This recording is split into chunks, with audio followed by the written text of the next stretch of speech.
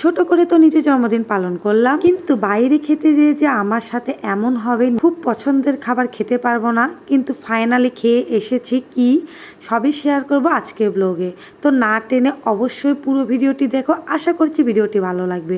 তো এতক্ষণ তো দেখলে আমি মেকআপ ছাড়া বকবক করছিলাম, আসলে এটাই বলছিলাম যে আমি এখন রেডি হব। আর কোনো নতুন শাড়ি না, এটাও আমার পুজোতে কেনা ছিল। তো এই শাড়ির সাথে এই ব্লাউজটা পরবো, আর তোমার দাদাকেও একটা নতুন গেঞ্জি দিয়েছি, এটাও আমি কিনে দিয়েছি। নিজের গেঞ্জি নিজে কিনে না, আমি পছন্দ করে করে তাকে কিনে এনে দিই।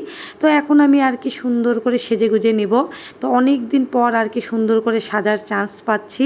তো যে কোনো অনুষ্ঠান অকেশানে আর কি সুন্দর করে সাজা হয়, এছাড়া বাসায় তেমন একটা তো আর কি সাজা হয় না। যতই আমি রিলস বানাই আর ভিডিও বানাই না কেন, কিন্তু অন্যান্য যারা দিদিরা আছে অনেকেই দেখছি যে তারা রিলস বানানোর জন্য এত সুন্দর সুন্দর করে সেজে ভিডিও করে, বাট আমি এমন একটা কোনো প্রফেশনাল ভিডিও ম্যান নয়। তো দেখো আমি সুন্দর করে ফাউন্ডেশন আর ভ্রুটা আমার প্লাক করা ছিল না, যার জন্য একটু আইব্রু দিয়ে সুন্দর করে আর্ট করে নিলাম। এখন আমি চোখে আইশ্যাডো দেব, তো এটাই ভাবছিলাম যে কি দেব।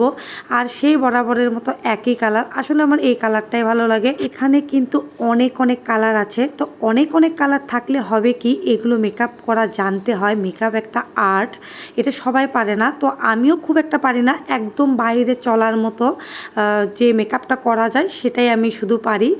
যে একটা প্রফেশনাল, যে একটা সুন্দর, মানে এখনকার মেয়েরা যত সুন্দর করে মেকআপ করতে পারে আমি তেমন পারি না, কিন্তু যতটুকু পারি মানে চলে, এক কথায় চলে, মানে কেউ খারাপ বলতে পারবে না এমনটা। তো এইদিকে দেখো আইলাইনার দিয়ে নিলাম, এটা দিতে খুব কষ্ট হচ্ছিল না। আর কেউ দিয়ে দিলে বেশি সুন্দর হয়, আর নিজে হাতে দিতে কিন্তু খুব কষ্ট হয়।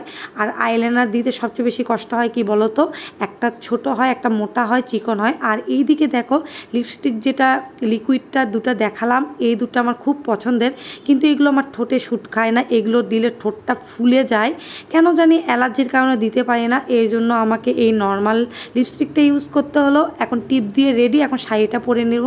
তো ইচ্ছা ছিল আঁচল ছেড়ে দিব, কিন্তু কি করব বলো, বাচ্চা আছে না, একটাবার হলেও সে আমার কোলে উঠবে, যতই বড় হোক না কেন, বাচ্চারা মা ছাড়া কি বোঝে।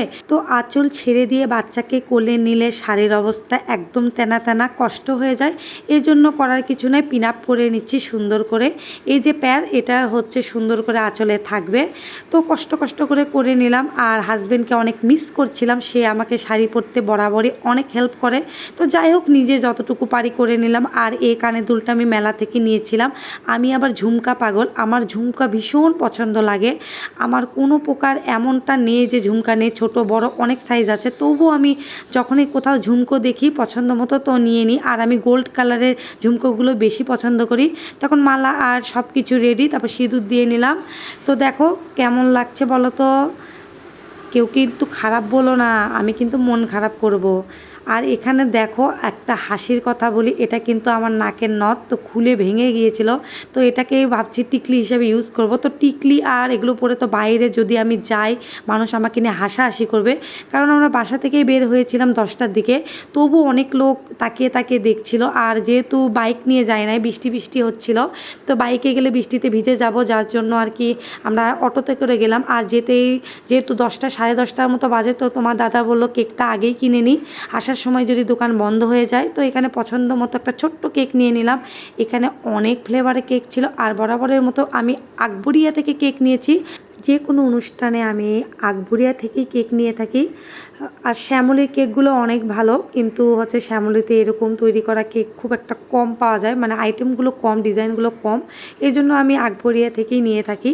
এখন তোমাদের দুঃখের কথা বলি, অনেক দিন ধরে মোবাইলে দেখি সিরাজ চুই গোস্ট নামে একটা নিউ রেস্টুরেন্টস, মানে কাচ্চি ভাইয়ের নিচেই খোলা হয়েছে।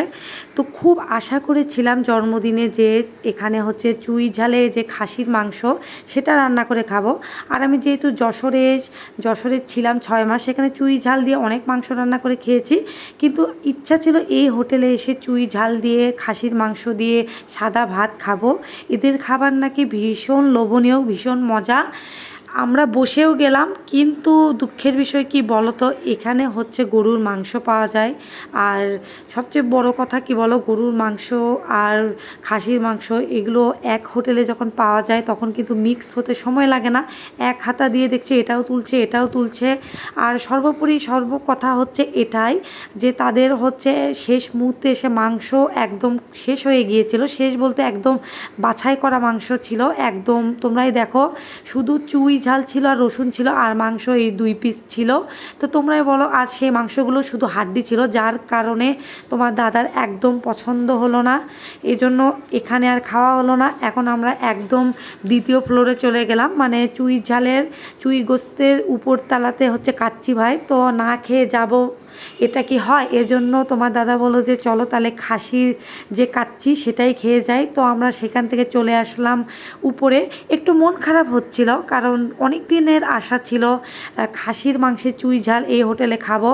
তো এটাই বলছিলাম যে খুব দুঃখ লাগছে, আশা করে এসে আর কি খাওয়া হলো না।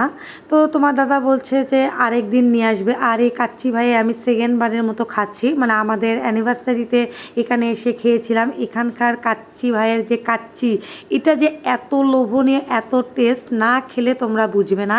যারা যারা বগুড়ার কাছাকাছি থাকো বা বগুড়াতে থাকো তারা অবশ্যই কাচ্চি ভাইয়ে এসে একবার করে কাচ্চি খেয়ে যেও। আর সবচেয়ে বড় কথা কি জানো, চুই গোস্তের যে নিচে মানুষজন, তার সাথে কাচ্চি ভাইয়ে এই যে 11টার মতো বাজে এখানে অনেক লোকজন। আর শেষে আমরা 2 প্লেট নিয়ে নিলাম, 2 প্লেট 600 টাকার মতো লেগেছিল। আর আগের বার আমি বোরহানিও পাইনি, বাদাম শরবতও পাইনি, শেষ হয়ে গিয়েছিল। তো এইবার যখন বাদাম শরবতটা পেলাম আর খেয়ে আমার একদম প্রাণটা জুড়ে গেল, এত মজা ছিল। তো ভাবছিলাম যে এটা আমি 2 বোতল নিয়ে যাব, এত মজা। তোমরাই দেখো আমি কাচ্চি বাদ দিয়ে শুধু বাদাম শরবত খাচ্ছিলাম, এত মজা ছিল। তো অবশেষে এখন আমি কাচ্চি খেয়ে নেব। এই সেই কাচ্চির আলু, আর কাচ্চির আলু এত মিষ্টি হয় কেন বলো তো। আর খাসির মাংসের পিসের কথা কি বলবো, এক একটা মানে 2 পিস সমান করলে এত বড় বড় পিস হয়, খুবই বড় বড় পিস ছিল, এজন্য খুবই ভালো লাগছিল। তো এই অল্প অল্প করে নিয়ে খেয়ে নিলাম। আর অল্প খেয়েই দেখো পেট ভরে যায়। হোটেল হোক, রেস্টুরেন্টস হোক, আর বিয়ে বাড়ি হোক, এগুলো খাবার কিন্তু অল্প খেলে পেট ভরে যায়। আর একে তো আমরা কম খাবার খাই, তারপরে আবার কাচ্চি আর বাইরে খাবার খাচ্ছি, এজন্য আরও অল্প খেয়েও আমাদের পেট ভরে গেল। আর এদিকে ছেলেকে আসার সময় খাইয়ে নিয়ে এসেছিলাম সে 8টার দিকে, আর রাত এখন 11টা, 10:30টার মতো বাজতেছে। 10:30 তো অবশ্যই না, 11টা বাজতেছে। ছেলের ক্ষুধা লেগেছে, আর ছেলে তো এই কাচ্চি মাংস কখনোই না, সে আবার নিরামিষ ভুজি। তো এই জন্য ওকে এখন বিস্কিট দিয়ে দিয়েছি, তো বসে বসে বিস্কিট খাচ্ছিল আর অনেক এনজয় করছিল। তো খাবার শেষে এই মশলার কথা কি বলবো বলো তো, কার কার পছন্দ এরকম মিষ্টি মশলা? আমি তো কি করেছি জানো, আমি তো এক টিস্যুতে করে অনেকগুলো বাসায় নিয়ে চলে এসেছি, চুরি করে কিন্তু নয়। আমি তাদেরকে বলেছি যে ভাই আপনাদের এই মশলাগুলো কিন্তু আমার মেয়ে আর আমার ভীষণ পছন্দ, তো একটু দিয়ে দাও, নিয়ে যাই। আর আমরা তো কাচ্চি অতটুকু খেতে পারিনি, অর্ধেক প্যাকিং করে বাসায় নিয়ে এসেছি। আর আমাদের বিল এসেছে 800, কারণ হচ্ছে বাদাম যে শরবত সেটার হচ্ছে প্রাইস ছিল 90 টাকা করে, আর জলের বোতল সহ সব মিলে 800 টাকার মতো লেগেছে। তো তোমার দাদার দিকে তাকিয়ে বলছিলাম কি গো তুমি কি ভয় পাচ্ছ নাকি? তো তোমার দাদা মানুষটা আসলে অনেক ভালো, সে বলছে যে বছরে না মাসে 2-3 বার বাইরে বউকে বাচ্চাকে বাইরে খাওয়ানো উচিত, এতে মন মানসিকতা ভালো থাকে। তো বাসায় চলে এসেছি, বাচ্চারা একদম খাইয়ে দিয়ে ঘুমাচ্ছে। আর 12টা বাজতে তখনও একটু লেট ছিল, তো ভাবলাম তাড়াতাড়ি করে আগে কেকটা কেটে নিই। আর এই যে তোমার দাদা আমাকে গিফট দিয়েছে বার্থডে উপলক্ষে, সেই দিন যে মেলাতে গিয়েছিলাম এই 3টা 3 পিস আমাকে বার্থডে উপলক্ষে কিনে দিয়েছে। তো সেই দিন তো তোমাদের মাঝে শেয়ার করিনি, দেখায়নি, তো আজ তোমাদের দেখালাম। তো যেহেতু আমি আর তোমার দাদা কেউ নেই, এই জন্য একা একা আর কি ভিডিও করছিলাম, ছবি তুলছিলাম। আর কে থাকবে বলো, এই বুড়ি বয়সে বার্থডে করে কি 10জনকে ডেকে বার্থডে করা যায়? বয়স তো কম হলো না, 2টা বাচ্চার মা হয়ে গিয়েছি, এজন্য একা একা আর কি বার্থডে পালন করছি। তো সুন্দর সুন্দর ছবি উঠিয়ে নিলাম, এখন হলো কেক কাটা। কাটার পালা। তো প্রথমে আমি একা একা কেক কাটছিলাম, কারণ ভিডিওটা আমাকে কে করে দিবে বলো? তোমার দাদা আমাকে ভিডিও করে দিচ্ছিল, আর আমার তো তেমন একটা স্ট্যান্ড নেই যে সুন্দর করে মোবাইল সেটিং করে আর কি ভিডিওটা করব। খুব মিস করি। তো তোমার দাদাকে বলছো বার্থডে উপলক্ষে একটা যদি গিফট দিতা, এই যে মোবাইল স্ট্যান্ড, তাহলে আমার খুব ভালো লাগতো। তো পরে ভাবলাম যে মোবাইল কোথাও একটা সেটিং করে তোমাকেও পাশে রাখি, একা একা কেমন জানি কেক কেটে খেতে ভালো লাগছে না। তো তোমার দাদাকে নিয়েই আর কি হ্যাপি বার্থডে পালন করলাম। ভিডিওটা অনেক বড় হয়ে গিয়েছে, কিন্তু যতটুকু না শেয়ার করলেই নয়, তোমাদের মাঝে শেয়ার করেছি। তো ভিডিওটি কেমন লাগলো জানিও বন্ধুরা, আর অবশ্যই অবশ্যই অবশ্যই পুরো ভিডিওটি দেখো। আর টেনে টেনে দেখলে কিন্তু অবশ্যই ভিডিওটা দেখে মজা পাবে না। আর অবশ্যই আমার জন্য আর আমার পরিবারের জন্য তোমরা অবশ্যই আশীর্বাদ করো। আর প্রতি বছর যেন এত সুন্দর মুহূর্ত আমার পরিবারের সাথে কাটাতে পারি জন্মদিনের মাধ্যমে। সবাই ভালো থাকো, টাটা, বাই।